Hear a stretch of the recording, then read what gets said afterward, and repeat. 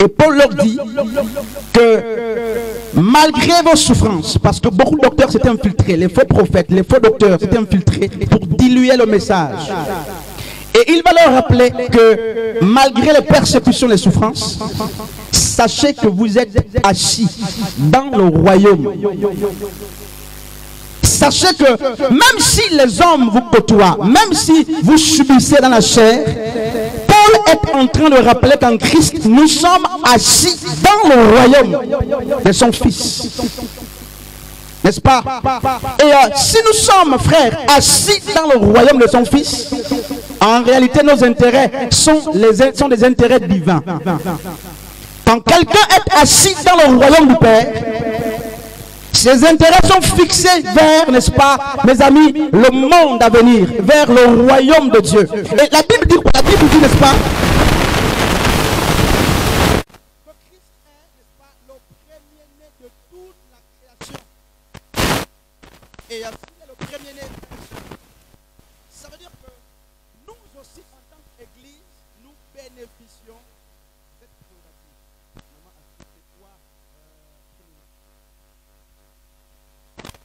Je vais forcément aller plus loin. C'est quoi le premier-né? Premier enfant, sur Kelly. Le premier, voilà, l'aîné. Le nez, quelqu'un va ajouter quelque chose, l'aîné, tout ça. Frère Pasteur Prince, c'est le premier né là, n'est-ce pas? Maman Cannelle. Comment?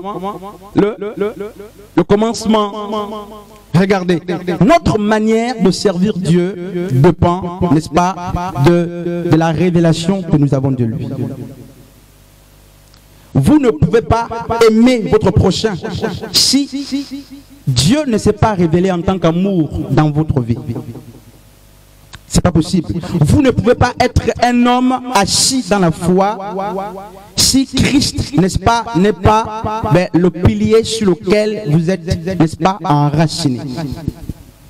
Et donc, toutes les fois que Christ, parce que la Bible dit, n'est-ce pas, que l'Église, n'est-ce pas, mes amis, par l'Église, on connaît la sagesse infiniment variée de Dieu. Dieu a plusieurs visages. Et à mesure que tu découvres un visage de Dieu, n'est-ce pas, tu bénéficies automatiquement, n'est-ce pas, de la découverte ou de la révélation que tu as eue du Père. N'est-ce pas? Et donc, si Christ est le premier-né et l'image de Dieu, du Dieu invisible, c'est qu'il faut comprendre ce que l'Église est censée, ou l'Église est tout de même, n'est-ce pas, à l'image de Dieu. Or, l'image de Dieu, la seule personne qui a porté l'image de Dieu, c'est Adam et Ève. Parce que Ève a été tirée dans un Adam qui n'était pas encore, n'est-ce pas, qui n'avait pas chuté. Et après la chute, jusqu'à nos jours, plus personne ne porte l'image de Dieu. Les hommes naissent, mais les hommes ont perdu l'image de Dieu. Je ne parle pas de l'image physique, n'est-ce pas? C'est pourquoi Caïn, n'est-ce pas, mais a été fait à l'image de son père. Même Seth était à l'image de son père. Et qu'est-ce qui se passe? Le combat d'aujourd'hui dans les églises, ce n'est pas de demander dans les dîmes. Le combat des églises, des hommes de Dieu, ce n'est pas, mes amis, de donner les numéros des gens. C'est pas ça le message. Le vrai combat à l'heure actuelle, c'est d'amener les hommes à retrouver l'image du Père. Amenons les hommes à retrouver l'essence de Dieu, l'essence que nous avons perdue. Et plus personne n'a cette image. Donc cette image se trouve en Christ. C'est pourquoi nous avons tort de dire que tout le monde est enfant de Dieu. C'est pourquoi nous avons tort de dire que mais nous tous on aime Jésus. Non frère. Nous avons tort de le dire.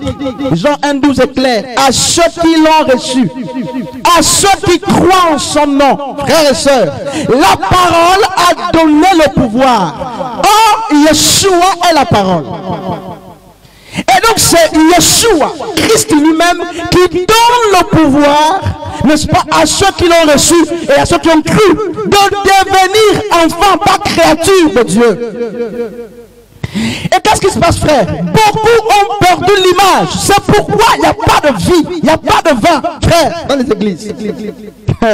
J'ai reçu, c'est une parenthèse, une révélation comme ça sur un groupe de personnes et je communiquais la vision. quelques jours.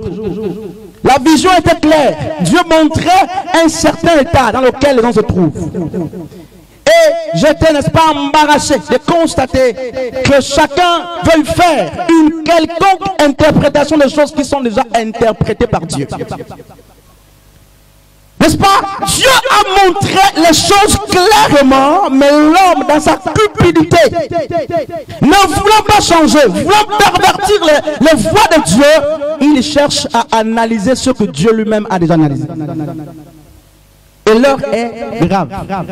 Quand on regarde l'église aujourd'hui, frères et sœurs, on s'habille bien, ok, on est régulier, oui, mais la vie a disparu.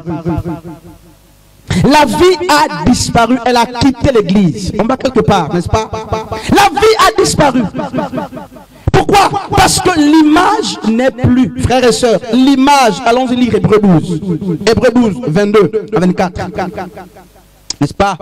S'il y a quelqu'un là-bas, à la page, Hébreux 12, je souhaite que quelqu'un fasse la lecture.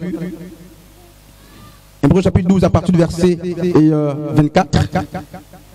22, plutôt, 12, verset 22 jusqu'à 24. Mais vous êtes approchés de la montagne de Sion, de la cité de Dieu vivant, la Jérusalem céleste. Des myriades qui forment, n'est-ce pas, le cœur des anges, de l'assemblée des premiers-nés, inscrits dans les cieux du juge, qui est Dieu de tous, des esprits de justes parvenus à la perfection. La Bible dit que, n'est-ce pas, nous sommes attachés à l'assemblée des premiers-nés, pas au bâtiment d'église. Nous sommes attachés à l'assemblée des premiers-nés. Et l'histoire nous dit que Israël, n'est-ce pas, qu'on appelait communément Jacob, va naître avec son frère Ésaü. Ésaü venant, n'est-ce pas, mais de sa promenade, tout ça, fatigué, il eut faim. C'est ce que l'histoire de Genèse nous fait comprendre. Ésaü avait, n'est-ce pas, mes amis, l'empreinte du premier-né, Ésaü. Il avait le droit de naissance. Et la Bible dit, n'est-ce pas, que celui qui avait, d'après la traduction, n'est-ce pas, la tradition hébraïque, celui qui avait le droit de naissance bénéficiait de la double portion de l'héritage. Ésaü, donc, selon les hommes, devait bénéficier de la double portion de l'héritage de son père. Il vient de la chasse comme ça, et il a faim, frère. Et il va, vous connaissez l'histoire, il va, n'est-ce pas, vendre le droit de naissance ce jour-là à, n'est-ce pas, Israël.